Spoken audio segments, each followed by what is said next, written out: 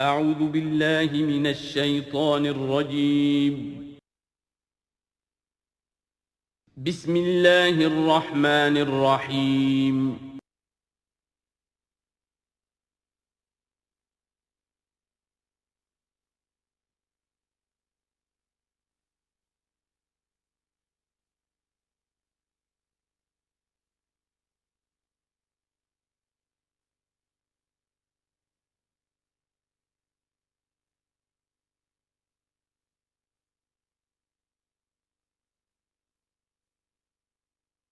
اعوذ باللہ من الشیطان الرجیم بسم اللہ الرحمن الرحیم جند ما ہنالک مہزوم من الاحزاب کذبت قبلہم قوم نوح وعاد وفرعون ذو الاوتاد وثمود وقوم لوط واصحاب الایکۃ اولئک الاحزاب ان کل الا کذب الرسل فحق عقاب صدق اللہ العظیم۔ یہ بھی ایک لشکر ہے ان میں سے کہ جو اس سے پہلے ہلاک کیے جا چکے ہیں، ان کے قسمت میں بھی اب اسی طرح کی ہلاکت لکھی جا چکی ہے۔ اگلی آیتوں میں ذکر ہو رہا ہے جیسے قوم نوح، قوم ہود، اور اسی طریقے سے ذو الاوتاد، فرعون، ثمود اور قوم لوط، یہ سب ہلاک ہوئی ہیں۔ اسی طرح سے اب یہ قریش بھی جو ہے معلوم ہوتا ہے کہ اسی انجام سے دوچار ہونے کا فیصلہ کر چکے ہیں۔ کذبت قبلہم قوم نوح، جھٹلایا تھا ان سے پہلے قوم نوح نے اور عاد نے، وعاد وفرعون، اور فرعون ذو الاوتاد میخوں والا، کیونکہ ان کا لشکر بہت بڑا تھا، تو جب وہ لاؤ لشکر کے ساتھ چلتے تھے تو بہت سے گھوڑوں پر اور خچروں پر تو صرف وہ جو کھوٹے ہوتے ہیں کہ جن سے کہ خیمے گاڑے جاتے ہیں اس کے لیے، تو وہی لدے ہوئے ہوتے تھے۔ وثمود، اور قوم ثمود، وقوم لوط، لوط کی قوم، واصحاب الایکہ، اور یہ قوم شعیب جو بن والے تھے۔ اولئک الاحزاب، یہ ہیں وہ جماعتیں، یہ ہیں وہ گروہ، یہ ہیں وہ قومیں کہ جو ہلاک ہو چکی ہیں۔ ان کل الا کذب الرسل، ان سب نے رسولوں کی تکذیب کی، فحق عقاب، تو وہ میرے سزا کے اور میری عقوبت کے مستحق ہو گئے۔ وما ينظر هؤلاء الا صيحة واحدة ما لها من فواق، اور یہ لوگ بھی اب منتظر نہیں ہیں مگر صرف ایک چنگھاڑ کے، ایک ہی چنگھاڑ ہوگی ہماری طرف سے، ما لہا من فواق، جس میں کوئی وقفہ نہیں ہوگا، یہ ایک مسلسل۔ آپ دیکھیں کہ اگر کوئی زوردار آواز مسلسل چلے تو یہ انسان کی ہلاکت کا ذریعہ بن جائے گی۔ کبھی کبھی لاؤڈ سپیکر میں خرابی ہوتی ہے اور اس کی گونج پیدا ہوتی ہے، بسا اوقات نماز کے دوران اس کا تجربہ ہوتا ہے، تو جو کیفیت پھر ہو جاتی ہے انسان کی، حالانکہ وہ چند سیکنڈز کی بات ہے، 1-2 منٹ کی بات ہے، لیکن اگر زوردار آواز مسلسل چلے، ویسے بھی آج ہمیں معلوم ہے کہ یہ ساؤنڈ ویوز جو ہوتی ہیں یہ بھی ایک قسم کی انرجی ہے، اور ان ساؤنڈ ویوز کے ذریعے سے بھی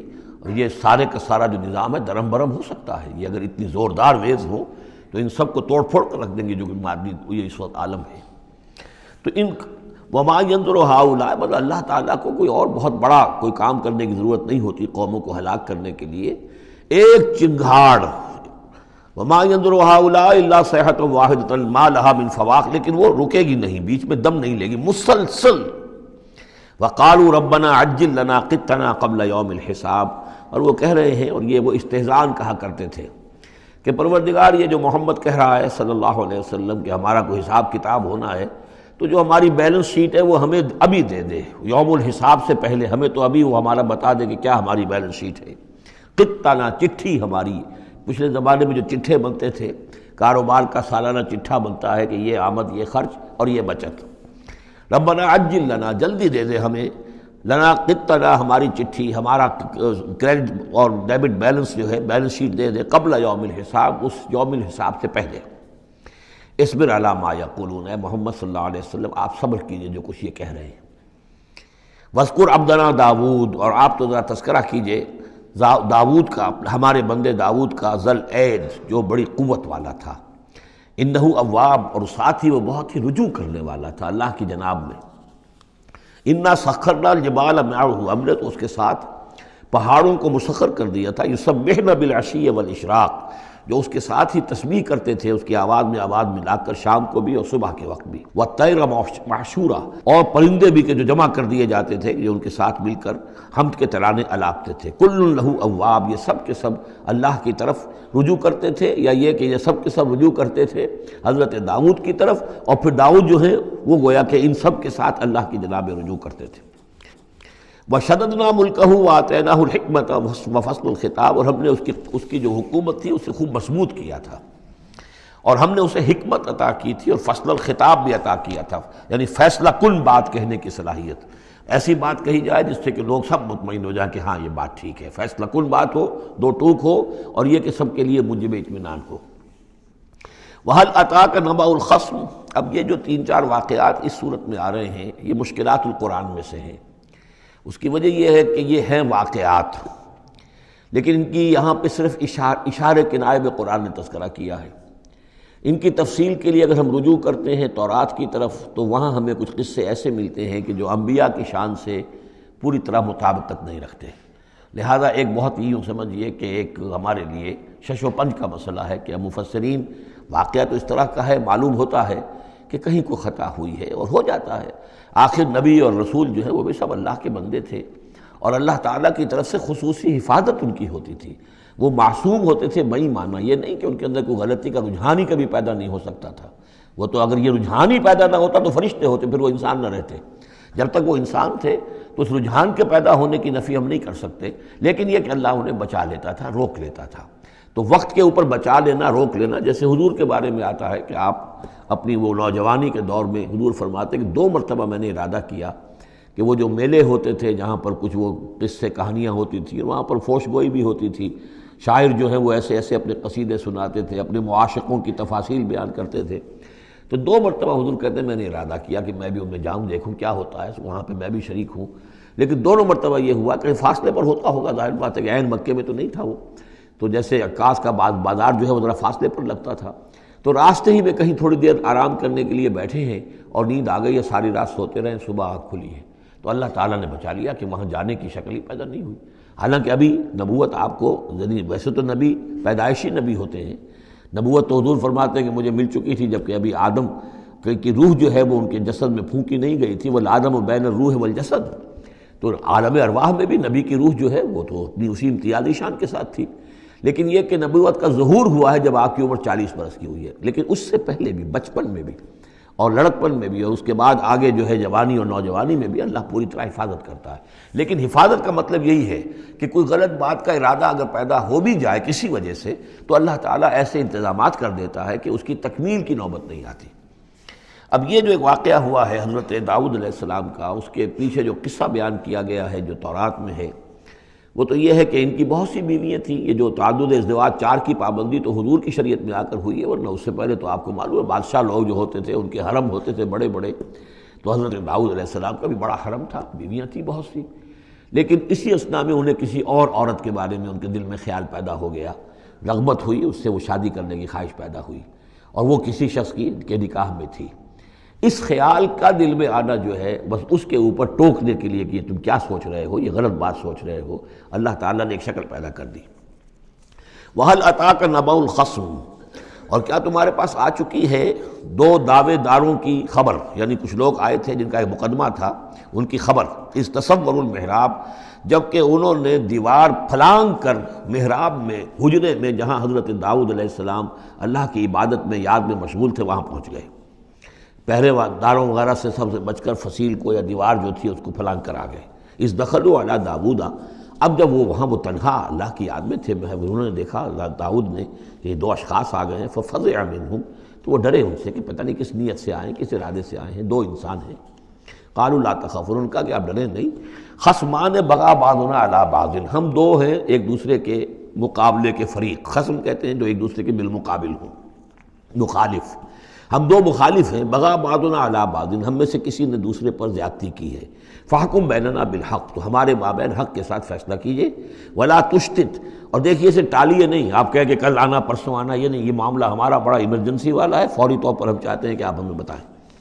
وَاہْدِنَا إِلَىٰ سَوَاءِ الصِّرَاطِ، اور سواء الصِّرَاط، اور ہمیں پھر ہدایت دیجیے سیدھے راستے کی طرف کہ کیا کون سی شکل بہتر ہے، کون سا راستہ صحیح ہے۔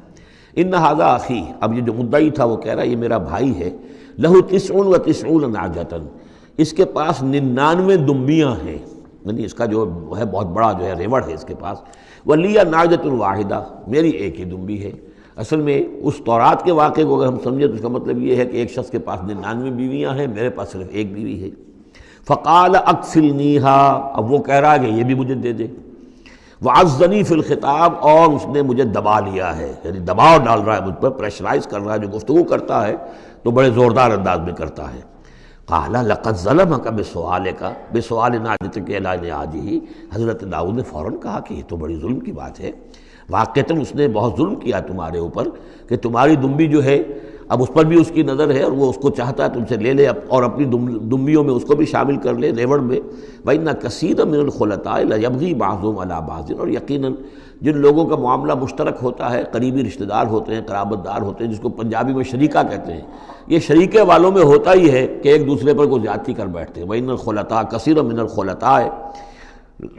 لَيَبْغِي بَعْضُهُمْ عَلَى بَعْضٍ، کوئی ایک دوسرے پر زیادتی کر بیٹھتے ہیں۔ إِلَّا الَّذِينَ آمَنُوا وَعَمِلُوا الصَّالِحَاتِ، سوائے ان کے کہ جو صاحب ایمان ہوں اور نیک عمل والے ہوں۔ وَقَلِيلٌ مَّا هُمْ، اور ایسے لوگ بہرحال کم ہوتے ہیں، زیادہ تعداد میں نہیں ہوتے۔ وَظَنَّ داؤد أَنَّمَا فَتَنَّاهُ، اس پر اچانک خیال آیا داؤد کو کہ یہ تو اصل میں سارا معاملہ جو ہے اللہ تعالیٰ نے مجھے آزمایا ہے، اللہ تعالیٰ نے در حقیقت مجھے متنبہ کرنے کے لیے یہ ساری صورتحال جو ہے پیدا فرمائی ہے۔ انہیں اپنے اس خیال کے اوپر پھر جو تنبہ ہوا، فاستغفر ربہ، تو انہوں نے استغفار کیا اپنے رب سے، وخر راکعا واناب، اور وہ گر پڑے سجدے کے اندر، رکوع کہہ دیجئے، سجدہ کہہ لیجئے، راکعا گر پڑا جھک کر، اور رجوع ہوا، اس نے اللہ تعالیٰ کی طرف اپنے آپ کو پوری طریقے سے متوجہ کر لیا۔ یہ آیت سجدہ ہے۔ یہ جو بھی اسرائیلی روایت اس سلسلے میں آئی ہے، اس کے ضمن میں حضرت عبداللہ ابن عباس رضی اللہ تعالیٰ عنہ کا ایک اثر بھی موجود ہے اسی نوعیت کا، یعنی ان کا قول بھی موجود ہے۔ اب یہ نہیں کہا جا سکتا کہ وہ مرفوع انہوں نے سنا ہو حضور سے، یا یہ کہ وہ صرف جو ہے روایت انہوں نے یہود سے سنی ہو اور اسی کو بیان کر دیا ہو، واللہ عالم۔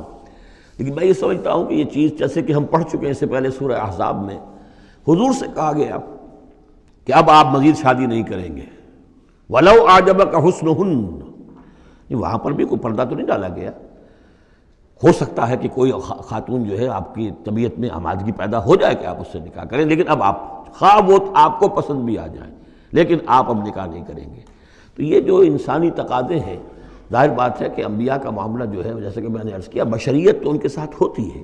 اور بشری تقاضے بھی ہوتے ہیں، لیکن نبی معصوم ہوتا ہے اس معنی میں کہ ان کا اس طرح کا کوئی اگر خیال ہو بھی جائے تو اس کی تکمیل اللہ نہیں ہونے دیتا، حفاظت کر لیتا ہے، اسی کا نام ہے عصمت انبیاء۔ فغفرنا لہ ذلک، تو ہم نے وہ جو بھی معاملہ تھا ہم نے معاف کر دیا اسے۔ وَإِنَّ لَهُ عِندَنَا لَزُلْفَىٰ، اور وَحُسْنَ مآب، اور یقیناً ہمارے پاس داؤد کا لیے بہت اونچا مرتبہ ہے اور بہت اچھا ٹھکانہ ہے، جہاں وہ جب لوٹ کر آئے گا تو بہت اعلیٰ مقام ہم عطا کریں گے۔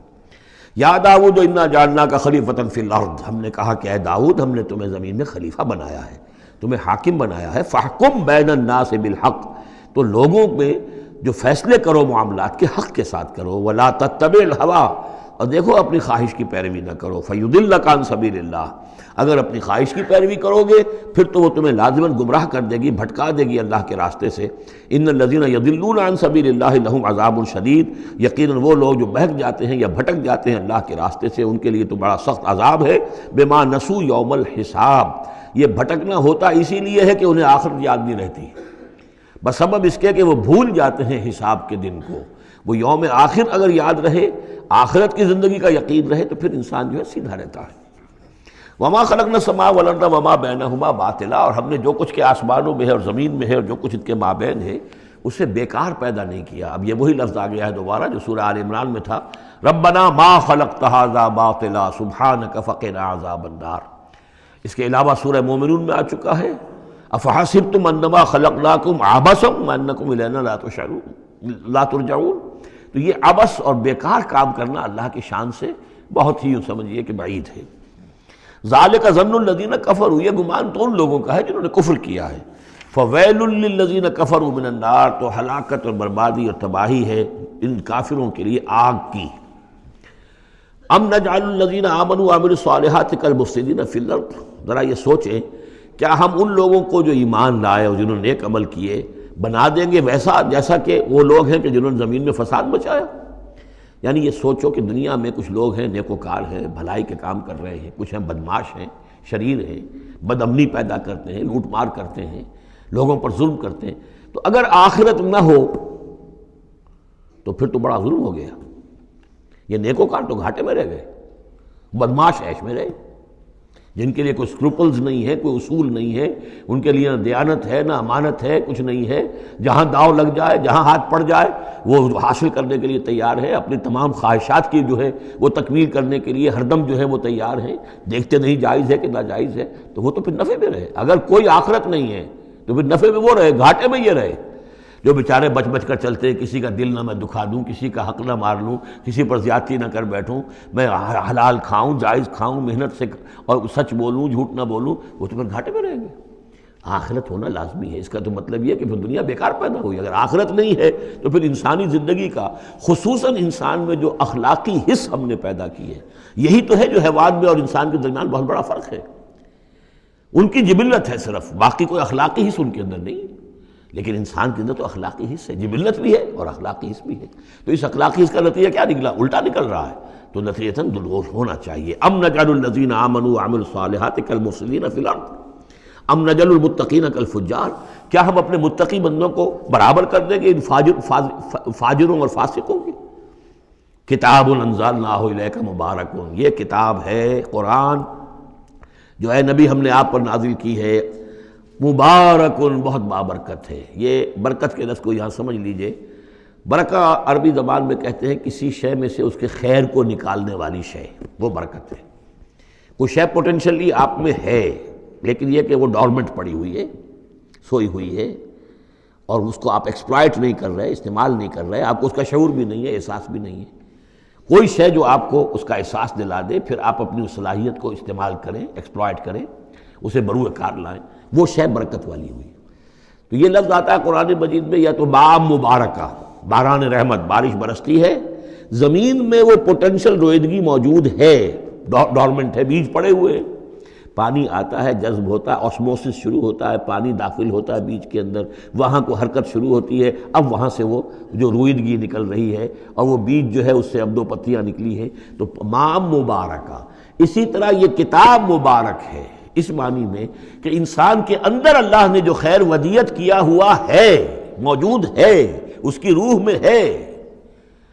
نور تجلی بھی اسی خاک میں پنہاں، غافل تو نرا صاحب ادراک نہیں ہے، وہ ہے تمہارے اندر، لیکن یہ کہ وہ ڈورمنٹ ہے، اس کو نکال کر برآمد کرنا، اس کو سامنے لانا، اس نیکی کو بروئے کار لانا، اس روح کی اور روحانیت جو ہے اس کی نشو و نما، اس کا پروان چڑھنا، یہ اس کتاب کا نتیجہ ہے۔ تو یہ کتاب مبارک ہے، کتاب انزلناہ الیک مبارک لیدبروا آیاتہ ولیتذکر اولو الالباب، یہ مبارک ہے، بابرکت ہے، تاکہ وہ تدبر کریں اس کی آیات پر، اور تاکہ جو ہوش مند لوگ ہیں وہ اس سے سبق حاصل کریں۔ وَوَهَبْنَا لِدَاوُودَ سلیمان، اور ہم نے داؤد کو سلیمان جیسا بیٹا عطا کیا، نعم العبد، بہت ہی اچھا بندہ تھا ہمارا، انہ اواب، اور یقیناً وہ بھی ہماری طرف رجوع کرتا رہتا تھا، ہماری طرف ہی رجوع رہتا تھا، توجہ رکھتا تھا، دھیان ہمارے ساتھ لگائے رکھتا تھا۔ اذ ورد علیہ بالعشی الصافنات الجیاد، جب یہ کہ شام کے وقت ان کے سامنے پیش کیے گئے، یعنی جیسے انہوں نے پہلے ہم پڑھ چکے ہیں کہ انہوں نے اپنی فوجوں کی انسپیکشن کی تھی، تو وہ فوجیں کہ جو انسانوں کی بھی تھیں، جنوں کی بھی تھی، یوزعون، ان کی ریجیمنٹس بنائی گئی تھیں، بٹالینز بنائی گئی تھیں، اس میں پرندے بھی تھے۔ اسی طریقے سے اب جو گھوڑے رکھے ہوئے تھے جہاد کے لیے، ظاہر بات ہے کہ گھوڑے، کیولری جو ہے وہ تو زمانے میں اصل شے تھی، تو اس کو انہوں نے جو شام کے وقت انسپیکشن پریڈ کوئی ہوئی گھوڑوں کی، تو وَإِذْ عُرِضَ عَلَيْهِ بِالْعَشِيِّ الصَّافِنَاتُ الْجِيَادُ، جو بہت ہی عمدہ، بہت اعلیٰ نسل والے، بہت عمدہ جو گھوڑے تھے، ان کو اس کے سامنے پیش کیے گئے، معائنہ کر رہے تھے حضرت سلیمان۔ فَقَالَ إِنِّي أَحْبَبْتُ حُبَّ الْخَيْرِ عَنْ ذِكْرِ رَبِّي، ہوا یہ کہ اس میں کچھ دیر ہو گئی، شام کا وقت تھا اور سورج جو ہے وہ غروب ہو گیا، عصر کی نماز ان کی قضا ہو گئی، جیسے کہ حضور کی عصر کی ایک نماز قضا ہوئی تھی غزوہ احزاب میں، اور اس پر حضور نے لعنت فرمائی تھی پھر کفار پر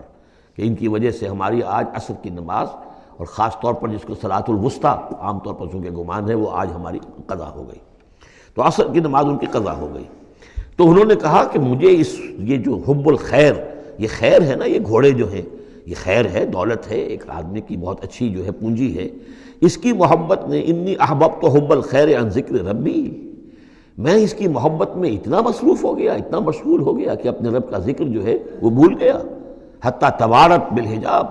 حتیٰ توارت الشمس بالحجاب، یہاں گویا کہ سورج کا لفظ محذوف ہے، یہاں تک کہ سورج جو ہے وہ تو چھپ گیا، اوٹ میں آ گیا۔ ردوہا علیہ، تو اس میں انہوں نے کہا کہ ذرا واپس لاؤ ان گھوڑوں کو۔ فطفق مسحا بالسوق والاعناق، تو اب وہ لگا تلوار مارنے ان کی گردنوں پر اور ان کے پیروں پر۔ اس کو سمجھنا چاہیے کہ غلبہ حال میں یہ کیفیت ہوئی۔ اس کی بھی تعویل کرنے کی بہت کوشش کی گئی کہ نہیں وہ تو پوچھنے کے لیے ان کی گردن گویا کہ اور ان کو چوم چاٹ رہے ہیں، تو انہوں نے جو ہاتھ چلائے تھے ان کی گردن اور جو ان کے پاؤں، جیسے کہ آدمی جب یعنی بہت ہی گھوڑا بہت اعلیٰ نسل کا ہو تو آپ ہاتھ پھیرتے ہیں اس کے اوپر، تو اس سے ایک اپنائیت کا احساس اس کے اندر بھی پیدا ہوتا ہے۔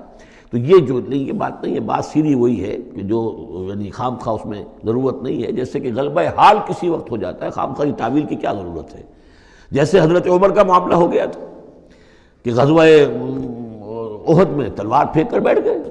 کہ اب جب محمد ہی قتل ہو گئے صلی اللہ علیہ وسلم تو اب اور کس کے لیے لڑنا ہے؟ حالانکہ لڑنا تو اللہ کے لیے تھا، محمد کے لیے تو نہیں لڑنا تھا، لیکن ایک تہذیب طبیعت ہوتی ہے، ایک وقت میں احساسات اور جذبات کا ایسا غلبہ ہو جاتا ہے۔ وہی غلبہ ان پر ہوا ہے حضور کے انتقال کے وقت، وہ بھی تلوار کھینچ کے بیٹھ گئے تھے کہ جو شخص کہے گا کہ محمد کا انتقال ہو گیا گردن اڑا دوں گا۔ وہ تو پھر حضرت ابو بکر آئے ہیں، انہوں نے پھر آ کے خطبہ دیا ہے، اور خطبے میں وہ آیت بھی پڑھی ہے وَمَا مُحَمَّدٌ إِلَّا رَسُولٌ قَدْ خَلَتْ مِن قَبْلِهِ الرُّسُلُ أَفَإِن مَاتَ أَوْ قُتِلَ انقلبتم عَلَىٰ أَعْقَابِكُمْ، اور ساتھ ہی پھر انہوں نے یہ خطبہ دیا کہ مَن كَانَ يَعْبُدُ مُحَمَّدًا فَإِنَّ مُحَمَّدًا قَدْ مَاتَ وَمَن كَانَ يَعْبُدُ اللَّهَ فَإِنَّ اللَّهَ حَيٌّ لَا يَمُوتُ۔ کوئی شخص اگر محمد کو پوجتا تھا، محمد کی عبادت کرتا تھا، تو وہ سن لے محمد کا انتقال ہو گیا، اور جو کوئی اللہ کو پوجتا تھا اور اللہ کی بندگی کرتا تھا اس کو جان لینا چاہیے اللہ پر کبھی موت واقع نہیں ہوگی، وہ زندہ رہنے والا ہے۔ تو یہ غلبہ حال کی ایک کیفیت ہے کہ اسی کیفیت میں کہ میری یہ نماز جو ہے یہ چھوٹ گئی ہے۔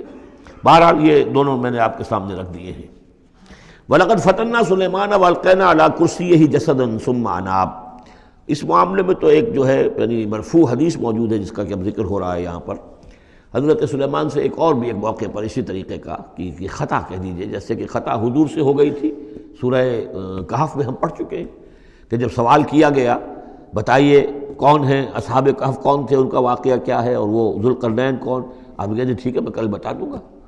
اس لیے کہ روزانہ حضرت جبرائیل آتے تھے، میں پوچھ لوں گا اور مجھے جواب مل جائے گا، میں تمہیں دے دوں گا۔ لیکن کئی دن تک حضرت جبرائیل نہیں آئے۔ اب پھر دیکھیے کہ آپ کی جان جو ہے وہ ضیق میں آ گئی کہ نہیں آ گئی؟ لوگوں نے تالیاں پیٹ دی، بس چھٹی گم ہو گئی، کہاں ہے اب تمہاری وہ وحی، اور کہاں تمہارے پاس وہ ذریعہ علم؟ اس کے بعد پھر وحی نازل ہوئی تو ساتھ ہی وہ آیت بھی سورہ کہف میں نازل ہوئی، وَلَا تَقُولَنَّ لِشَيْءٍ إِنِّي فَاعِلٌ ذَلِكَ غَدًا إِلَّا أَن يَشَاءَ اللَّهُ۔ آئندہ کبھی اے نبی کسی بھی کام کے بارے میں کبھی ہرگز یہ نہ کہیے گا یہ کام میں کل کر دوں گا، مگر اس استثناء کے ساتھ اگر اللہ نے چاہا، انشاءاللہ، اگر انشاءاللہ میرا ارادہ ہے انشاءاللہ میں یہ کام کر دوں گا، انشاءاللہ کے بغیر۔ ہم لوگ جو کہتے رہتے ہیں تو ہماری کوئی حیثیت نہیں ہے کہ اس پر پکڑا جائے ہمیں، لیکن جو بڑے لوگ ہوتے ہیں، جو عظیم شخصیات ہوتی ہیں، تو ان کے لیے یہ معاملہ جو ہے وہ اتنا ہی سخت ہوتا ہے اللہ کا، پھر ان کی گرفت بھی ہوتی ہے تو چھوٹی چیز پر ہوتی ہے، بڑے لوگوں کی چھوٹی چیز پر بھی بڑی سخت گرفت ہوتی ہے، یہ قاعدہ قانون ہے۔ تو اسی طرح کا معاملہ انشاءاللہ ہی کہنے کا معاملہ ہو گیا ہے کہ جو بھول گئے یا کسی وجہ سے حضرت سلیمان کا اصل میں ان کا کوئی معاملہ ہوا، اپنے کچھ سپہ سالاروں سے ناراض ہوئے ان سے، اور انہوں نے سمجھا کہ شاید تم یہ سمجھتے ہو کہ میری جو طاقت اور حکومت ہے وہ تمہارے ہی بل پر قائم ہے، میں آج اپنی تمام ازواج کے پاس جاؤں گا اور ان سب سے میں صحبت کروں گا، اور سب سے جو ہے وہ اولاد ہوگی، اور میرے اتنے جو ہیں وہ جوان ہاتھ پھر پیدا ہو جائیں گے، تاکہ یہ کہ میں تمہارا شاید اتنا پھر میں دست نگر نہ رہوں۔ اس طرح سے انہوں نے کچھ کہا، اور ساری اس ایک رات میں اپنی تمام بیویوں کے ساتھ انہوں نے صحبت کی، لیکن یہ کسی بیوی کو حمل نہیں ہوا، ایک کو ہوا تو اس کا بھی کوئی بچہ جو ہے ادھورا سا، وہ 7 ماسہ ہوگا 6 ماسہ ہوگا، وہ پیدا ہوا، دائی نے لا کر ان کے تخت پر رکھ دیا، اور شاید اس کا چرچا بھی ہو گیا تھا کہ انہوں نے یہ بات کہی تھی، تو اب پورے گویا کے درباریوں میں بھی اس کی شہرت تھی کہ دیکھیں اب کیا ہوتا ہے ان کے ساتھ، تو اس معاملے میں انہیں کچھ سبکی اٹھانی پڑی، وہ ہے وہ واقعہ جو یہاں بیان ہو رہا ہے۔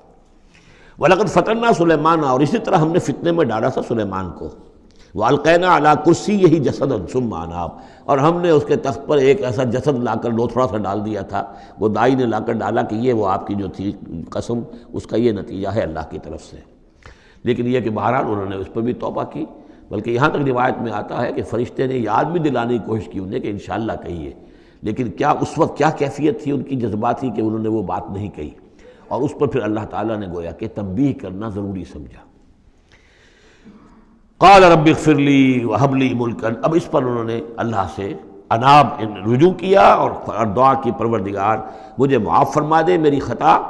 وہب لی ملکا لا ينبغی لأحد من بعدی، اور مجھے ایسی حکومت عطا فرما تیرا جو مجھ پر کرم ہے اور میرے والد پر جو کرم تو نے کیا، جو ہم دونوں پر احسانات کیے ہیں، یہ دعا ہم پڑھ چکے ہیں۔ رب اعوذنی ان اشکر نعمتک التی انعمت علی وعلی والدی وان اعمل صالحا، یہ حضرت سلیمان کی دعا پہلے آ چکی ہے۔ وَهَبْ لِي مُلْكًا لَا يَنبَغِي لِأَحَدٍ مِّن بَعْدِي، مجھے ایسی حکومت عطا فرما کہ جو میرے بعد کسی اور کے لیے ممکن نہ ہو۔ اور یہ واقعہ ہے کہ ان کی جو حکومت تھی وہ جنات پر بھی تھی، ان کی حکومت ہوا پر بھی تھی، ان کا قانون پرندوں پر بھی چل رہا ہے۔ اس اعتبار سے واقعتاً یہ مثالی ہے ایک معاملہ، لا ينبغی لأحد بعدی من بعدی، میرے بعد پھر کسی اور کو اس طرح کی حکومت نہ ملے، تو اس طرح کی حکومت پھر اللہ تعالیٰ نے کسی اور کو نہیں دی۔ اللہ نے ان کی اس دعا کو قبول فرمایا۔ انک انت الوہاب، یقیناً تو ہی ہے دینے والا، عطا کرنے والا۔ فسخرنا لہ الریح تجری بامرہ رخاء حیث اصاب، تو ہم نے ہوا کو بھی اس کے لیے مسخر کر دیا، اس کے حکم پر وہ چلتی تھی، اس کے حکم سے چلتی تھی بڑی ہی نرمی اور آہستگی کے ساتھ جہاں بھی وہ پہنچنا چاہتا تھا، یعنی ہوا کی ڈائریکشن بھی ان کے اختیار میں، اور وہ ہوا جو ہے پھر ان کے سفینوں کو لے کر سمندروں کے اندر بھی جدھر وہ جانا چاہتے تھے وہ آرام کے ساتھ لے کر جاتی تھی۔ وشیاطین کل بناء وغواص، اور ہم نے مسخر کر دیے تھے اس کے لیے وہ شیاطین یعنی جنات، کل بناء جو سب کے سب بنانے والے تھے، عمارتوں کے بنا، بنا کہتے ہیں معمار کو۔ بنا حسن البنا شہید رحمۃ اللہ علیہ، ان کا خاندانی پیشہ جو ہے وہ تعمیر، وہ معمار خاندان سے تھے، اور عربوں میں کوئی اس میں آر نہیں ہوتا۔ آپ سعودی عرب میں جائیں گے سقا، اب وہاں پہ کوئی صاحب ہوں گے جن کے جد امجد جو ہے وہ حرم کے اندر کہیں پانی پلاتے تھے لوگوں کو، ساقی کے کام کر سقا، وہ اپنے نام کے ساتھ سقا لکھتے، انہیں کوئی وہ نہیں۔ خباز نان بائی خاندان چلا رہا ہے، خبازوں کا خاندان ہے، نان بائی ہے، تو کام کے اندر تو پیشے میں عیب نہیں رکھیے نہ فرحات کو نام، سیدھی سی بات ہے۔ تو وہ بنا، وہ ان کے لیے تھے معمار، وغواص اور غوطہ خور، غوطہ کرنے والے، سمندروں میں غوطہ لگا کر اور وہاں سے موتی وغیرہ نکالنے والے، وآخرین مقررین فی الاسفاد، جو لوگ تو رہتے تھے، اور کچھ اور قوم ہوتی تھی کہ جو جکڑی ہوئی زنجیروں میں، یہ جنات کی طاقت جو ہے ایک نفری وہ ہوتی تھی جو رکھی رہتی تھی کہ جہاں ایمرجنسی میں ضرورت ہو تو پھر ان کو وہاں سے استعمال کیا جائے۔ ھذا عطاؤنا، اور ہم نے ان سے کہہ دیا تھا اے سلیمان یہ ہماری عطا ہے تمہارے لیے، فمنن او امسک، چاہو تو یہ تقسیم کرو لوگوں کے اندر، لوگوں پر احسان بھی کرو، اور چاہو تو اپنے پاس رکھو بغیر حساب۔ بہرحال ہم نے اس پر حساب کوئی نہیں رکھا، ہم تم سے اس پر کوئی حساب نہیں لیں گے۔ وَإِنَّ لَهُ عِندَنَا لَزُلْفَىٰ وَحُسْنَ مَآبٍ، اور یقیناً اس کے لیے ہمارے پاس بہت اونچا رتبہ بھی ہے اور بہت عمدہ ٹھکانہ بھی ہے، جب وہ لوٹ کر آئیں گے تو ان کو وہاں پر بہت عمدہ ٹھکانہ ملے گا۔ وَاذْكُرْ عَبْدَنَا أَيُّوبَ إِذْ نَادَىٰ رَبَّهُ أَنِّي مَسَّنِيَ الشَّيْطَانُ بِنُصْبٍ وَعَذَابٍ، اور ذرا یاد کیجئے، ذکر کیجئے حضرت ایوب کا علیہ السلام، ہمارا بندہ ایوب، جب اس نے پکارا اپنے رب کو، انی مسنی الشیطان بنصب وعذاب، کہ شیطان نے مجھے چھوت لگا دی ہے، بڑی تکلیف اور ایذا اور تکلیف، اور اس کی بیماری تھی، جلدی کوئی بیماری تھی جس کی وجہ سے سارا جسم جو ہے گل گیا تھا، اور اس درجے اس میں کوئی تعفن بھی تھا، کیڑے بھی پڑ گئے تھے کہ ان کی اہلیہ، بیوی، بچے ایک وقت تک تو انہوں نے خدمت کی، جب تک کی پھر بعد میں آ کر سب ہمت ہار کر ان کو چھوڑ کر چلے گئے تھے۔ تو گویا کہ اس قسم پرسی کے عالم میں پھر انہوں نے یہ دعا کی، تو اللہ تعالیٰ نے فرمایا کہ ارکض برجلک، ذرا اپنا پاؤں مارو زمین پر، ھذا مغتسل، یہ اب تمہارے اس ایڑی کے جو زور سے جو چشمہ ہم نے نکال بہایا ہے، یہ تمہارے نہانے کے لیے ہے، بارد و شراب، ٹھنڈا ہے، اور پینے کے لیے بھی ہے۔ تو شاید جس کو ہم کہتے ہیں گندھک کا کوئی چشمہ نکل آیا ہو، جو کہ جلدی امراض کے لیے چشمے ہوتے ہیں، جہاں جاتے ہیں لوگ جلدی امراض کے لوگ، جا کر وہاں جا کر نہاتے ہیں تو اس سے شفا ہوتی ہے، تو اللہ نے اس کے اندر وہ شفا ان کے لیے رکھ دی، وہ ٹھیک ہو گئے۔ وَوَهَبْنَا لَهُ أَهْلَهُ وَمِثْلَهُم مَّعَهُمْ، اب پھر ان کی اولاد بھی اور ان کے اہل و عیال سب واپس بھی آ گئے، اور یہ کہ مزید بھی ہم نے انہیں اور اہل و عیال عطا کیے، مِثْلَهُم مَّعَهُمْ رحمتاً منا، یہ سب ہماری جانب سے رحمت کا مظہر تھا، وذکریٰ، اور یاد دہانی اور نصیحت، لِأُولِي الْأَلْبَاب، ہوش مند لوگوں کے لیے۔ وَخُذْ بِيَدِكَ رِزْقًا، کسی موقع پر اپنی بیوی سے ناراض ہو کر ان کا تھا کہ میں تمہیں 100 کوڑے لگاؤں گا یا 100 تمہیں ماروں گا کمچیاں، تو غصے میں آ کر اب وہ قسم کھا لی اس کے اوپر. لیکن یہ کہ اب جب ٹھیک ہو گئے، بیوی بھی آ گئی، اب کیا کریں، وہ اس قسم توڑیں یا اس قسم کا کیا شکل کریں؟ تو اللہ نے اس کے لیے بھی انہیں ایک شکل بتا دی کہ سینکوں کا ایک تھبا لے لو، جیسے جھاڑواں ہوتی تھی پرانے زمانے میں، تو اس میں وہ 100 اگر سینکیں ہیں تو وہ لے لو، خذ بیدک ضغثاً، تم لے لو اپنے ہاتھ میں سینکوں کا ایک مٹھا، فاضرب بہ، اور اس سے ایک ضرب لگا دو، ولا تحنث، اس سے یہ کہ تمہاری وہ قسم ٹوٹے گی نہیں، وہ 100 وہ جو ہے کمچیاں ایک ہی مرتبہ لگ جائیں گی. انا وجدناہ صابرا، ہم نے اسے اپنا صبر کرنے والا بندہ پایا. نعم العبد، کیا ہی عمدہ وہ اچھا بندہ تھا ہمارا. انہ اواب، یقیناً وہ بھی ہماری طرف رجوع کرنے والا انسان تھا. واذکر عبادنا ابراہیم و اسحاق و یعقوب اولی الایدی والابصار، اور تذکرہ فرمائیے ہمارے بندوں ابراہیم کا اور اسحاق کا اور یعقوب کا، وہ بھی تھے بڑے ہاتھوں والے، یعنی بڑے ان کے یعنی قوتوں والے، والابصار، اور آنکھوں والے، مشاہدہ بھی، غور و فکر بھی، ہاتھوں والے بھی، طاقت والے بھی. انا اخلصناہم بخالصۃ ذکر الدار، ہم نے ان سب کو خالص کر لیا تھا ایک خالص شے کے لیے. ایک خالص شے کون سی ہے؟ آخرت کے گھر کی یاد دہانی. یعنی وہ لوگوں کو ہمیشہ متوجہ کرتے رہتے تھے کہ اصل زندگی آخرت کی زندگی ہے. انا اخلصناہم بخالصۃ، ایک خالص شے کے لیے ہم نے انہیں خالص کر لیا تھا. یعنی ان کی زندگی میں اب ایک ہی، جیسا کہ میں نے بارہا عرض کیا ہے کہ جو اللہ کا بندہ اس مقام پر پہنچ جائے، پھر واقعہ یہ ہے کہ اسے دنیا کی دولت سے دلچسپی نہیں، دنیا کی کسی اور دوسری چیز کی طرف رغبت نہیں. اس کے وقت کا، اس کا ایک ایک منٹ، اس کی توانائی جو بھی اللہ نے اس کو دی ہے، اس کا خون کا ایک ایک قطرہ وقف ہو جاتا ہے پھر اس کام کے لیے کہ خلق خدا کو خدا کی طرف بلائے، اللہ کی طرف بلائے، اور انہیں بچائے آخرت کے انجام سے، برے انجام سے. اس کے سوا کیا ہو؟ جیسے ہمارے شیخ معین الدین اجمیری رحمۃ اللہ علیہ، وہ آئے تھے ہندوستان میں، اگر اس وقت آ کر بیٹھے ہیں اجمیر میں، جبکہ اجمیر ابھی جو ہے وہ کفر کا گڑھ تھا، راجپوتوں کا مرکزی مقام. اس لیے کہ شیخ علی حجویری جو لاہور میں ہیں، جن کو داتا گنج بخش کہتے ہیں، وہ تو اس وقت آئے ہیں لاہور میں جبکہ لاہور اسلامی حکومت میں شامل ہو چکا تھا. لیکن یہ کہ یہ معین الدین اجمیری، کیونکہ ابھی تک مسلمانوں کی حکومت وہاں تک نہیں پہنچی تھی، جو سمجھیے اجمیر جو ہے وہ تو راجپوتوں کا گڑھ، اور اس میں جو ہے وہاں جا کر بیٹھ کے اللہ کا بندہ اور دعوت دے رہا ہے. اور کاروبار تو کوئی کرنے نہیں آئے تھے وہ، بلکہ یہ کہ اللہ کی طرف بلانا. تو اس کے لیے ہم نے خالص کر لیا تھا. جو بھی اللہ کا بندہ اپنے آپ کو اس کے لیے خالص کر لے، وہ گویا کہ اللہ تعالیٰ کے مصطفین میں سے ہو جاتا ہے. وہ لفظ آگے آ رہا ہے، انا اخلصناہم بخالصۃ ذکر الدار وانہم اننا لمن المصطفین الاخیار، اور یقیناً وہ ہمارے ہاں، ہمارے نزدیک وہ بڑے چنے ہوئے لوگ ہیں، اچھے لوگوں میں سے، نیک لوگوں میں سے چنے ہوئے لوگ، چنیدہ لوگ. جو شخص اپنی زندگی کا ہدف اسی کو بنا لے، مقصد اسی کو بنا لے، جینا مرنا اسی کے لیے ہو جائے، تو ظاہر بات ہے کہ اللہ تعالیٰ کے یہاں پر اس کا اونچا مقام ہے. وَاذْكُرْ إِسْمَاعِيلَ وَالْيَسَعَ وَذَا الْكِفْلِ، اور ذکر کیجئے اسماعیل کا بھی اور یسع. اب ان کے بارے میں صحیح طور پہ ہم کچھ نہیں کہہ سکتے، یہ دو جو ہیں یسع اور ذوالکفل. ذوالکفل کے بارے میں تو میں عرض کر چکا ہوں کہ ایک گمان یہ ہے، اور مجھے اس سے اتفاق ہے کہ یہ گوتم بدھ کی طرف اشارہ ہے، وہ اللہ کے نبی تھے. ذوالکفل، پے یہاں فے سے بدل گیا ہے. کپل وستو کا شہزادہ سدھارتھا گوتما بدھا.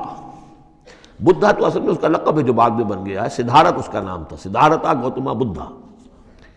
اور کپل وستو کی ریاست تھی، اس کا یہ شہزادہ تھا.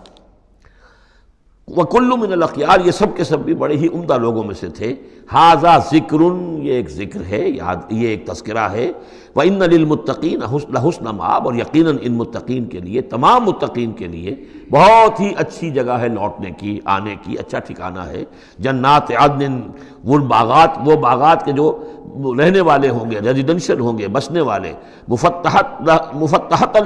مفتحۃ لہم الابواب، جن کے دروازے ان کے لیے کھلے رکھے گئے ہوں گے.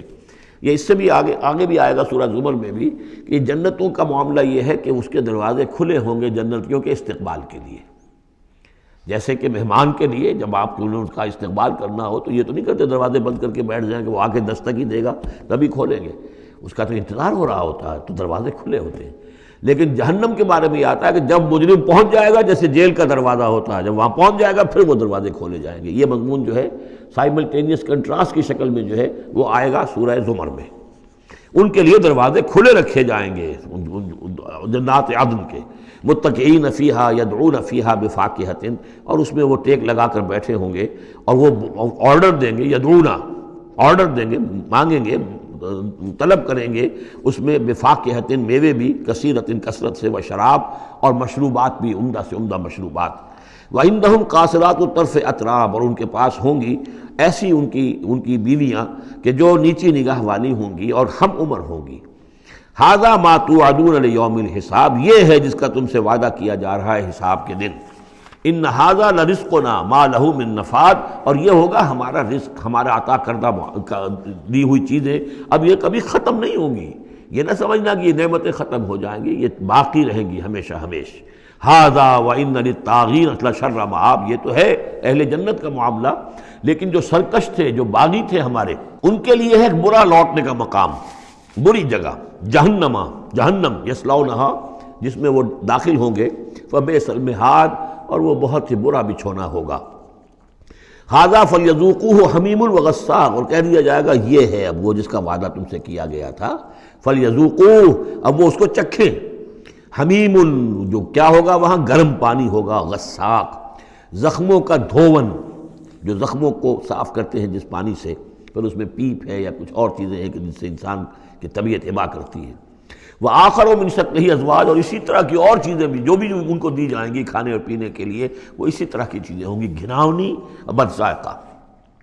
ھذا فوج مقتحم معکم، اب وہ جو جہنم میں جو لوگ پڑے ہوئے پہلے سے، جب ایک قوم آئی پھر دوسری آئی، جو نئی قوم آئے گی تو پہلے والے جو ہے وہ کہیں گے اب تو پہلے یہاں مصیبت میں ہیں، جگہ بھی یہاں نہیں ہے، تنگی ہے، حبس بھی ہے، یہ بھی ہے، اب یہ ایک اور چلی آ رہی ہے فوج۔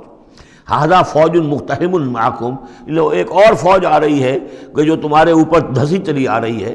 لا مرحبا بہم، ان کے لیے کوئی کشادگی نہ ہو، کوئی مرحبا نہیں ان کے لیے۔ مرحبا یہ ان کے کہنے کا ایک وہ تھا، گریٹنگ کا، مرحبا یعنی آئیے آئیے، آپ کے لیے کشادگی ہے، ہر جگہ آپ کے لیے یہاں سہولت ہے۔ وہ کہیں گے لا مرحبا بہم، اب یہ نئے آنے والوں کے لیے یہ جو نئی انسٹالمنٹ آ رہی ہے جہنمیوں کی، یہاں کوئی ان کے لیے جگہ نہیں۔ انہم صالوا النار، یہ ہیں گھسے آنے والے آگ میں۔ قالوا بل انتم، وہ آنے والے کہیں گے نہیں تم،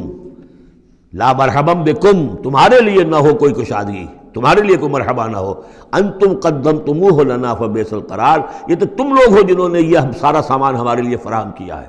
تم ہم سے پہلی نسل ہو، تم نے وہ سارے جو ہے غلط طور طریقے ایجاد کیے تھے، تم نے وہ عقائد جو ہیں وہ ہمیں سکھائے تھے، ہم تو تمہارے کرتوتوں کی وجہ سے، تمہاری پیروی کرنے کی وجہ سے یہاں تمہارے اس جہنم میں آئے ہیں۔ بل انتم قدمتموہ لنا فبئس القرار، تو یہ بہت ہی بری جگہ ہے رہنے کی، ٹھہرنے کی۔ قالوا ربنا من قدم لنا هذا فزده عذابا ضعفا في النار، اور وہ کہیں گے پروردگار جن لوگوں نے ہمارے لیے یہ چیزیں کی اور ہمیں ان راستوں پر ڈالا، اور ان کو تو اور عذاب دے، اضافہ کر ان کے عذاب میں، ضعفا، دگنا عذاب آگ کا۔ وقالوا ما لنا لا نرى رجالا كنا نعدهم من الاشرار، وہ کہیں گے یہ کیا بات ہے، ہم یہاں آپ لوگوں کے ساتھ کچھ لوگ تھے جنہیں ہم سمجھتے تھے بڑے گھٹیا لوگ، ان کی کوئی حیثیت نہیں تھی، کمی کاری لوگ تھے، وہ محمد پر ایمان لے آئے تھے صلی اللہ علیہ وسلم، وہ ہم تو ان کو استہزائی کرتے رہے، وہ یہاں نظر نہیں آ رہے آپ کے پاس، ظاہر بات ہے وہ تو جنت میں گئے، وہ یہاں تھوڑا ہی ہوں گے۔ تو وما لنا لا نرى رجالا، اور کیا ہوا ہے کہ ہم نہیں دیکھ رہے ان لوگوں کو، وہ یہاں نظر نہیں آ رہے کہ جن کو ہم كنا نعدهم من الاشرار، جنہیں ہم برے لوگ سمجھتے تھے۔ اتخذناہم سخریا، کیا ہم نے ان کو صرف ایسے ہی جو ہے ایک یعنی ہنسی ٹھٹا بنا لیا تھا، ام زاغت عنہم الابصار، یا ہماری نگاہیں جو ہیں ان سے کج ہو گئی ہیں، دیکھ نہیں پا رہی ہیں، ہم انہیں دیکھ نہیں پا رہے، ہماری نگاہیں جو ہیں ان سے چوک رہی ہیں۔ ان ذالک لحق تخاصم اہل النار، تمہیں یقین رکھنا چاہیے کہ یہ سب کچھ جو ہم بیان کر رہے ہیں حق ہے، یہی جھگڑا اور یہی جو ہے ان جہنمیوں کے مابین یہی تکرار ہوگی۔ قل انما انا منذر، کہہ دیجئے نبی کہ میں تو بس ایک منذر ہوں، خبردار کرنے والا۔ وما من الہ الا اللہ الواحد القہار، نہیں ہے کوئی الہ معبود سوائے ایک اللہ کے جو الواحد ہے، اکیلا ہے اور قہار ہے، پوری طرح چھایا ہوا ہے۔ رب السماوات والارض وما بینہما العزیز الغفار، وہ آسمانوں اور زمین کا رب ہے، مالک ہے، اور جو کچھ ان کے مابین ہے اس کا بھی العزیز ہے، زبردست، اور الغفار ہے، بخشنے والا۔ قل هو نبأ عظیم، اے نبی کہہ دیجئے یہ ایک بہت بڑی خبر ہے جو محمد لے کر آئے ہیں صلی اللہ علیہ وسلم۔ یہ وہی لفظ ہے کہ اس سے آخری پارہ شروع ہوتا ہے، عما یتساءلون عن النبأ العظیم الذی هم فیہ مختلفون کلا سیعلمون ثم کلا سیعلمون۔ ھذا نبأ قل ھو نبأ عظیم انتم عنہ معرضون، اور تم اس سے اعراض کر رہے ہو، بہت بڑی خبر ہے تمہارے لیے یہ بہت ہی فیصلہ کن بات ہے، لیکن یہ کہ تم اعراض کر رہے ہو۔ ما کان لی من علم بالملأ الاعلی اذ یختصمون، اور مجھے کچھ معلوم نہیں ہے کہ ملأ اعلیٰ میں کیا اختلافات ہو رہے ہیں۔ یہ لفظ نوٹ کر لیجئے، اس کا ذکر سورہ زمر میں بھی آئے گا کہ فرشتوں کی آراء بھی مختلف ہوتی ہیں، اور وہ بھی کسی کی رائے ہوگی کہ اب عذاب بھیج دیا جانا چاہیے، کوئی سوچتا ہوگا کہ نہیں ابھی اور تاخیر ہونی چاہیے، تو اس طرح سے آپس میں کچھ گفتگو کرتے ہیں۔ ہوتا وہ جو آخری فیصلہ اللہ کرتا ہے، لیکن ظاہر بات ہے کہ وہ بھی عاقل ہستیاں ہیں، تو ان کا بھی ان کے ہاں جو ہے وہ کوئی آراء ہوتی ہیں، تو آراء کے اندر کبھی کبھی اختلاف بھی ہو جاتا ہے۔ ما کان لی من علم بالملأ الاعلی، میرے پاس کوئی علم نہیں ہے ملأ اعلیٰ میں فرشتے جو ہیں وہ کس کس چیز میں اختلاف کر رہے ہیں۔ اذ یوحیٰ الی الا انما انا نذیر مبین، مجھے تو بس یہ میری طرف وحی کیا گیا ہے کہ میں ہوں صرف واضح طور پر خبردار کر دینے والا۔ اذ قال ربک للملائکۃ انی خالق بشرا من طین، اب مصحف میں یہ آخری اور 7ویں مرتبہ یہ قصہ ابلیس و آدم آ رہا ہے، 7th time and the last time۔ جب کہا تھا آپ کے رب نے فرشتوں سے کہ میں بنانے والا ہوں ایک بشر من طین، ایک انسان بنانے والا ہوں مٹی سے، فَإِذَا سَوَّيْتُهُ، جب میں اس کی تخلیق مکمل کر لوں، درست کر دوں، ٹھیک بنا چکوں، نک سک سے درست کر دوں، اس کو فنیشنگ ٹچز دے دوں۔ تسویہ اس معنی میں آتا، تخلیق تسویہ۔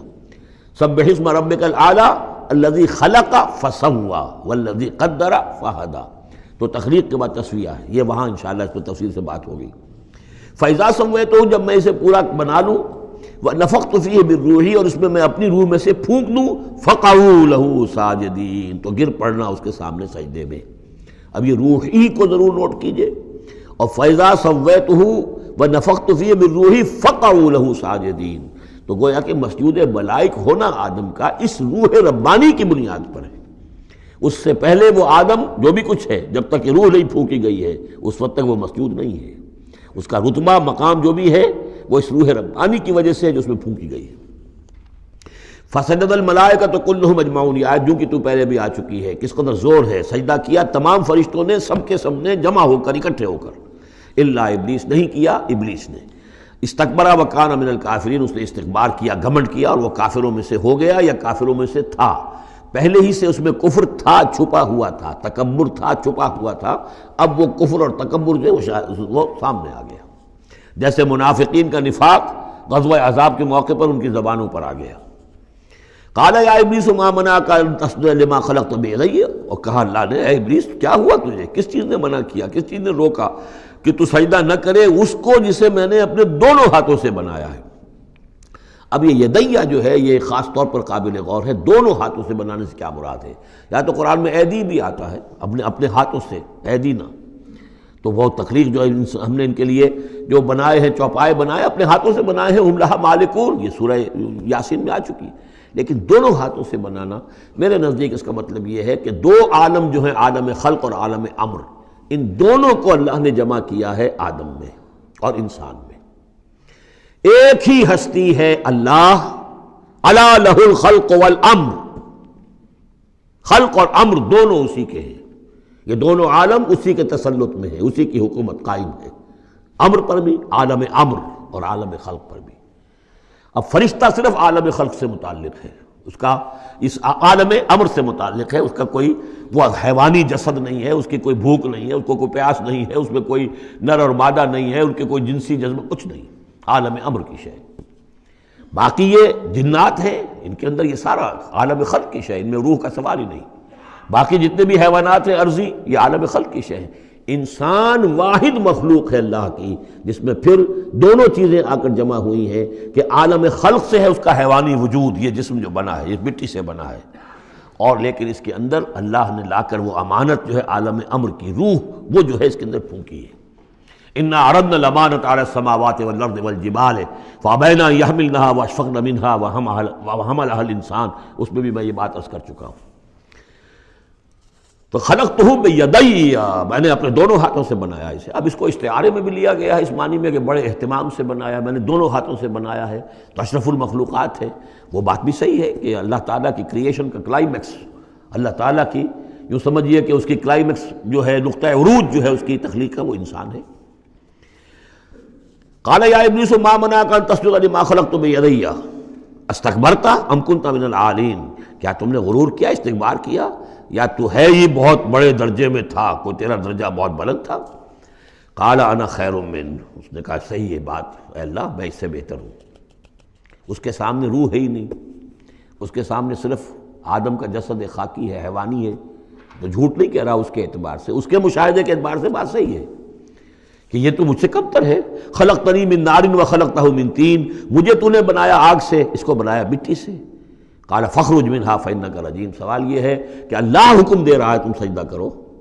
تو تم نے اللہ کے حکم کی سے نافرمانی کی ہے نا۔ فاخرج منہا، نکل جاؤ اب یہاں سے، فانک رجیم، تم مردود ہو گئے ہو، وان علیک لعنتی الی یوم الدین، اور اب تم پر آخرت کے دن تک، اگلے وہ جزا و سزا والے دن تک تم پر لعنت رہے گی، میری لعنت۔ قال رب فانظرنی الی یوم یبعثون، اس نے کہا کہ پروردگار پھر مجھے ذرا مہلت دے اس دن تک جب کہ یہ دوبارہ اٹھائے جائیں گے، آدم اور اس کی نسل پوری کی پوری۔ قال فانک من المنظرین، اللہ تعالیٰ نے اسی یعنی استحقار کے انداز میں، ٹھیک ہے جاؤ تمہیں یہ دی گئی مہلت جو تم نے مانگا ہے، گرانٹڈ۔ الی یوم الوقت المعلوم، اس وقت کے دن تک جو معلوم ہے، طے شدہ ہے، یوم یبعثون جب آنا ہے اس وقت تک کے لیے تمہیں مہلت دے دی گئی۔ قال فبعزتک لأغوینہم اجمعین، اب اس نے کہا جب تو نے مجھے مہلت دے دی ہے تو اے اللہ تیری عزت کی قسم، تیرے اقتدار اور اختیار کی قسم، میں ان سب کو گمراہ کر کے رہوں گا، الا عبادک منہم المخلصین، سوائے اس میں سے تیرے وہ بندے جنہیں تو خود اپنا بنا لے۔ مخلص، مخلص نہیں، مخلص۔ قال فالحق والحق اقول، اب حق ہے اور میں تو کہتا ہی حق ہوں، میری ہر بات حق ہوتی ہے۔ لَأَمْلَأَنَّ جَهَنَّمَ مِنْكَ وَمِمَّنْ تَبِعَكَ مِنْهُمْ أَجْمَعِينَ، تو میں بھی بھر دوں گا پھر جہنم کو تجھ سے، اور جو بھی ان میں سے تیری پیروی کریں گے ان سب سے جہنم کو بھر کر رہوں گا۔ قُلْ مَا أَسْأَلُكُمْ عَلَيْهِ مِنْ أَجْرٍ، اب یہ بات بتا کے اب حضور سے کہا جا رہا ہے نبی کہیے میں نے تم سے اس پر کوئی اجرت تو نہیں مانگی، میں تمہیں یہ خبریں سنا رہا ہوں، غیب کی وحی جو مجھے آ رہی ہے وہ سنا رہا ہوں، ازل کے جو واقعات ہیں جو اس وقت ہوئے تھے وہ باتیں بتا رہا ہوں، تو میں نے تو اس پر کوئی تم سے اجرت نہیں مانگی، تم سے کوئی انعام طلب نہیں کیا۔ قُلْ مَا أَسْأَلُكُمْ عَلَيْهِ مِنْ أَجْرٍ وَمَا أَنَا مِنَ الْمُتَكَلِّفِينَ، اور یہ بھی تم جانتے ہو، اچھی طرح جانتے ہو، قَدْ لَبِثْتُ فِيكُمْ عُمُرًا، میں تمہارے مابین ایک عمر گزار چکا، میں متکلف نہیں ہوں۔ متکلف کون ہے؟ تکلف کرنے والا۔ اب تکلف ہر اعتبار سے ہوتا ہے، ایک جیسے ہم جسے کہتے ہیں ایک شاعر ہوتا ہے فطری شاعر، اور ایک متشاعر ہوتا ہے۔ وہ شاعر فطری نہیں ہوتا، وہ بڑی محنت کرتا ہے، جوڑ توڑ کے کوئی سیکھتا ہے، عروض سیکھتا ہے، یہ سیکھتا ہے، کوئی الفاظ کا ذخیرہ جو ہے جوڑتا ہے، پھر وہ کچھ شعر کہتا ہے، وہ تکلف کے ساتھ شعر کہنا۔ ایک ہے جسے آپ کہتے ہیں آمد، اور ایک وہ ہے کہ آورد، بڑی محنت سے مشقت سے کوئی آپ نے کمپوز کیا ہے۔ تو میری زندگی میں تم نے تکلف کا کوئی شائبہ دیکھا ہی نہیں آج تک، سادہ زندگی۔ خاص طور پر یہ کہ کبھی میں نے شعر کہنے کی کوشش کی ہو، کبھی میں نے کوئی خود خطیب بننے کی کوشش کی ہو، اس کی کوئی مشق کی ہو، ما انا من المتکلفین، میں کوئی بنانے والا اور تکلف کرنے والا اور تصنع کرنے والا نہیں ہوں۔ ان ہوا الا ذکر للعالمین، نہیں ہے یہ مگر یاد دہانی اور نصیحت تمام جہان والوں کے لیے۔ وَلَا تَعْلَمُنَّ نَبَأَهُ بَعْدَ حِینٍ، اور اس کی جو خبر ہے، جو اس کا نتیجہ نکلنے والا ہے، جیسے سورۃ الطارق میں فرمایا انہ لقول فصل وما هو بالهزل، یہ فیصلہ کن بات بن کر آیا ہے قرآن۔ اب جو فیصلہ، جیسے کہ ہم سورہ بنی اسرائیل میں پڑھ چکے ہیں، وبالحق انزلناہ وبالحق نزل، ہم نے حق کے ساتھ نازل کیا اور حق کے ساتھ یہ نازل ہوا ہے۔ اب فیصلہ ہوگا، اسی کی ترازو میں قوموں کی تقدیریں تلیں گی اور فیصلے ہوں گے۔ جیسے کہ حدیث ہے حضرت عمر بن الخطاب سے رضی اللہ تعالی عنہ کہ حضور نے فرمایا ان اللہ یرفع بہذا الکتاب اقواما ویضع بہ آخرین، اللہ تعالیٰ اسی کتاب کی بدولت قوموں کو عروج پر پہنچائے گا اور اسی کو ترک کرنے کی وجہ سے قعر مذلت میں گرا دے گا۔ تو فرمایا وَلَا تَعْلَمُنَّ نَبَأَهُ بَعْدَ حِینٍ، کچھ دیر کے بعد اس کی اصل خبر ان کو پہنچ جائے گی کہ اس کا نتیجہ کیا نکلتا ہے۔ یہاں وہ 5 صورتیں ختم ہو گئی ہیں اس دوسرے، بلکہ جیسا کہ میں نے عرض کیا تھا کہ یہ جو گروپ ہے چوتھا، یہ 13 صورتیں مکیات ہیں اس کے اندر۔ ان میں 5 ہیں یہ سورہ یاسین بالکل وسط میں، ان 5 میں 2 ادھر ہیں، دونوں الحمدللہ سے شروع ہوئی ہیں، سورہ سبا، سورہ فاطر۔ دو ادھر ہیں سورہ صافات اور صاد، اس میں بھی صاد آیا ہے، صافات کے ساتھ اس کی مناسبت ہے۔ اس کے بعد 8 صورتیں وہ آ رہی ہیں کہ جن کو ہم سمجھیں گے اس جو اس وقت کا ترتیب ہے مصحف کی، کہ کورسپونڈنگ ترتیب جو ہے وہ ہے سورہ الفرقان سے لے کر اور سورہ سجدہ تک جو 8 صورتیں آئی تھیں، گویا کہ اسی طرح کی 8 صورتیں یہ آ رہی ہیں۔ ان میں بھی 7 وہ تھیں کہ جو حروف مقطعات سے شروع ہوئیں، 4 الف لام میم سے، 2 طاسین میم سے، 1 طاسین سے، البتہ ایک وہ تھی جو بغیر حروف مقطعات کے شروع ہوئی ہے، سورۃ الفرقان۔ یہاں بھی یہ ایک سورت جو شروع ہو رہی ہے سورہ زمر، یہ بغیر حروف مقطعات کے ہے، باقی 7 صورتیں جو ہے حامیم حامیم حامیم حامیم، ان میں سے ایک جو ہے وہ حامیم عین سین قاف، لیکن حامیم کا سلسلہ چلے گا۔ یہ 7 صورتیں در حقیقت ایک سیکوینس میں ہیں، اور لیکن یہ بھی ہے معنوی طور پر یہ بھی اسی میں شامل ہے۔ اور ان میں سے اب یہ سمجھ لیجئے کہ جو پہلی 4 صورتیں ہیں ان کا مرکزی مضمون ہے توحید عملی۔ ایک ہے توحید عقیدے کی توحید، اللہ کو ایک ماننا اکیلا، لا ضد لہ ولا ضد لہ ولا مثل لہ ولا مثال لہ ولا مثیل لہ، اس کے جیسا کوئی نہیں ہے، نہ صفات کے اعتبار سے نہ ذات میں کوئی اس کا کفر نہیں ہے، لم یلد ولم یولد، یہ سب کیا ہے؟ یہ عقیدہ ہے۔ ایک ہے عمل کی توحید، توحید عملی، وہ کیا ہے؟ عمل کی توحید کیا ہے؟ توحید فی العلم عمل، اور جس کو کہ امام ابن تیمیہ رحمۃ اللہ علیہ نے ایک اور بڑی خوبصورت اصطلاح استعمال کی ہے، توحید فی الطلب، توحید فی العقیدہ اور توحید فی الطلب۔ وہ طلب جو ہم پڑھ چکے ہیں سورہ حج میں، ضعف الطالب والمطلوب، یہ طالب و مطلوب کا جو ریلیشن شپ ہے، ہر انسان کا کوئی نہ کوئی مطلوب ہے، کوئی آئیڈیل ہے، کوئی آدرش ہے، کسی کے لیے وہ جی رہا ہے، کسی مقصد کے لیے۔ ایک انسانوں کی عظیم اکثریت ہے جو حیوانی سطح پر زندگی گزار رہے ہیں، جن کا کوئی مقصد زندگی ہے ہی نہیں۔ انسٹنکٹس جیسے کہ حیوانات ہیں، پیٹ میں بھوک لگی ہے وہ کھائے گا، ادھر ادھر منہ مارے گا۔ اسی طریقے سے اس کا جنسی جذبہ، اس کا ایک نظام ہے، اس کے تحت ہی ہوتا ہے۔ اس میں جنسی جذبہ اس طرح کا بھی نہیں ہے کہ بعض انسان جو ہے وہ سور بن جاتے ہیں جنسی اعتبار سے، وہ نہیں ہے، ان کا ایک نظام ہے، بس انسٹنکٹ کے تحت ہے چل رہا۔ تو جو لوگ صرف اسی پر کھانا پینا، بچے پیدا کرنا، ان کو پال دینا، اگر یہ کام کر رہے ہیں، کوئی ان کی زندگی میں مقصد ہے ہی نہیں، تو وہ نرے حیوان ہے، انسان ہے ہی نہیں۔ اولئک کالانعام بل ھم اضل، وہ چوپایوں کے مانند ہے بلکہ ان سے بھی گئے گزرے ہیں۔ انسان کہلانے کا مستحق کم سے کم وہ شخص ہے کہ جس نے زندگی میں کوئی نہ کوئی مقصد معین کیا ہو۔ کس لیے جینا ہے، کس لیے مرنا ہے، زندگی کاہے کے لیے؟ وہ مقصد تو کیا ہے؟ اصل میں تو کیا تھا؟ اپنے رب کو چاہو، اس سے محبت کرو، اس کو مطلوب بناؤ، تمہارا مطلوب صرف اللہ ہو، لا مطلوب الا اللہ، لا مقصود الا اللہ، لا محبوب الا اللہ۔ یہ تھا جس کے لیے تمہیں جینا تھا، اسی کے لیے تمہیں مرنا تھا۔ ان صلاتی و نسکی و محیای و مماتی للہ رب العالمین۔ جس شخص کی یہ توحید نہیں ہے وہ عقیدے کی توحید لیے پھرے، عمل میں مشرک ہے، شرک فی العمل، جس کا تذکرہ پہلے بھی ہو چکا ہے، لیکن ان صورتوں میں اب ایک بڑے سیکوینس کے ساتھ آئے گی بات۔ ویسے وہ آیت ہم پڑھ چکے ہیں، ارأیت من اتخذ الہہ ہواہ افانت تکون علیہ وکیلا، اے نبی آپ نے اس شخص کو دیکھا جس نے اپنی خواہش نفس کو اپنا معبود بنا لیا، تو کیا آپ ایسے شخص کی ذمہ داری لیں گے؟ وہ کہتا تو ہے اپنے آپ کو میں موحد ہوں، اپنی خواہشات نفس، اپنے نفس کے کسی مطالبے کو پورا کر رہا ہے۔ یہ دیکھے بغیر کہ اللہ نے اس کو حلال کیا یا حرام کیا ہے، تو اس کا معبود تو اس کا نفس ہے، اللہ کہاں ہے؟ ہاں اللہ کے لیے بھی جا کے نماز پڑھ لیتا ہے، لیکن دوسری طرف وہ نفس کو اپنا معبود بنا کے شرک کر رہا ہے، کہتا ہے لا الہ الا اللہ، تعویذ وہ اس کے جو ہے باقاعدہ تسبیح کر رہا ہے، ضربے لگا رہا ہے، جبکہ اس کا معبود اس کا نفس ہے۔ اسی طریقے سے حدیث میں آیا تعیس عبد الدینار و عبد الدرہم، ہلاک ہو جائے یا ہلاک ہو گیا درہم و دینار کا بندہ۔ نام عبد الرحمن ہے، حقیقت میں عبد الدینار ہے، اس لیے کہ دینار کے لیے حلال اور حرام کی ساری اس نے تقسیم ختم کر دی ہے۔ ڈالر آئے، پیٹرو ڈالر آئے، کچھ اور آئے، دولت آئے، چاہے حلال سے آئے، حرام سے آئے، جائز سے آئے، ناجائز سے آئے، یہ تو پھر معبود کون ہوا؟ دولت۔ ہندو میں اور آپ میں فرق کیا ہے؟ ہندو نے دولت کی دیوی بھی بنا کر ایک رکھ لی ہے، وہ لکشمی بائی ہے ان کی، اس کو پوجتے ہیں، دنڈوت کرتے ہیں، اس کی کرپا ہو جائے گی تو دولت ہو جائے گی۔ ہم نے کہا ہٹاؤ اس تکلف کو، اس لکشمی بائی کو ہٹاؤ، سیدھے دولت کو پوجو، تو دولت کے پجاری تو ہم ہیں۔ یہ جو توحید ہے، توحید عملی، اس کا جو پہلا نقطہ ہے اللہ کی بندگی کی توحید، توحید فی العبادت، بندگی صرف اللہ کی ہو، یعنی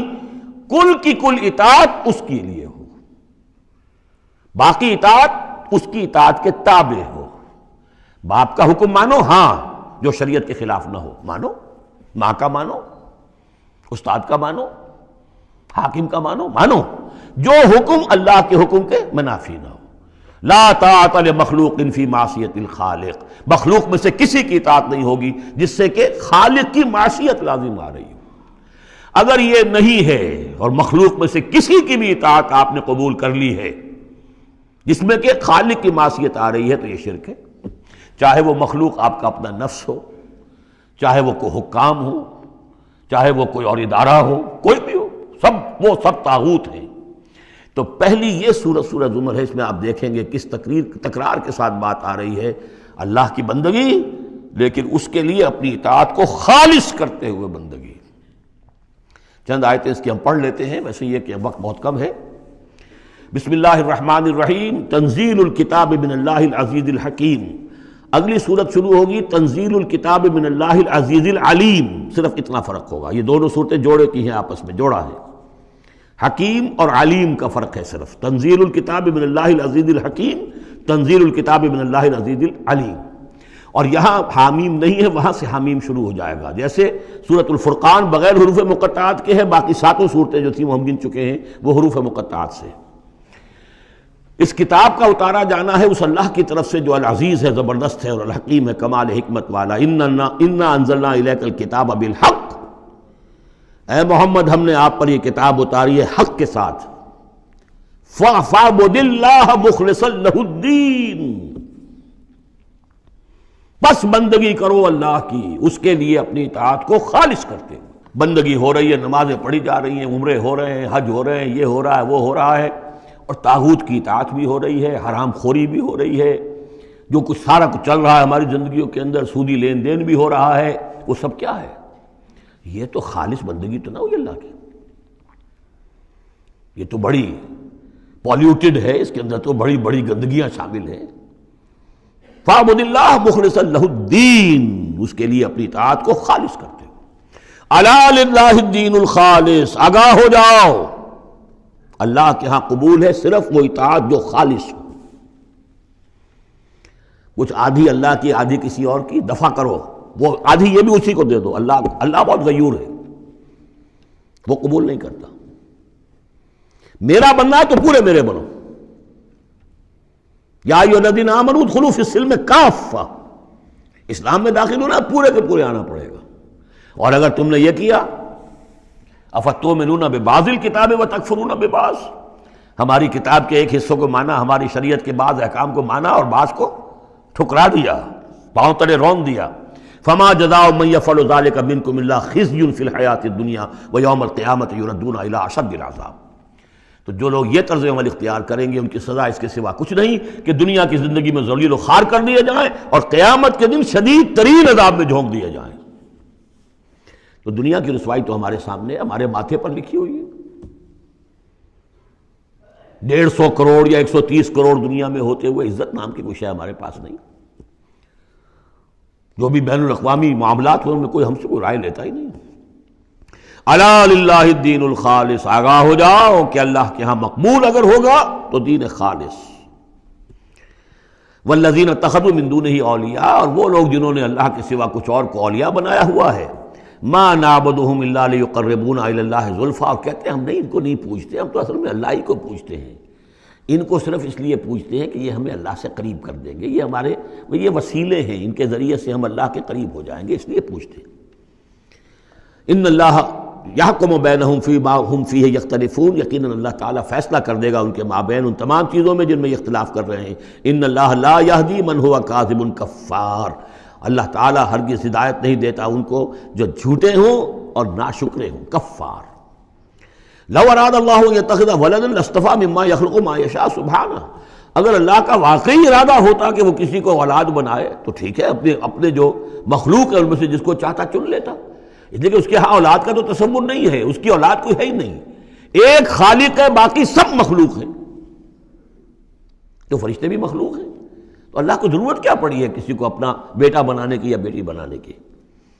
سبحانہ، وہ پاک ہے، هو اللہ الواحد القہار، وہ تو اللہ ہے، اکیلا ہے، قہار ہے، اور خود چھایا ہوا ہے کل کائنات کے اوپر، کل تخلیق، کل مخلوقات کے اوپر اس کی حکومت قائم ہے۔ بارک اللہ لی ولکم فی القرآن العظیم ونفعنی وإیاکم بالآیات والذکر الحکیم۔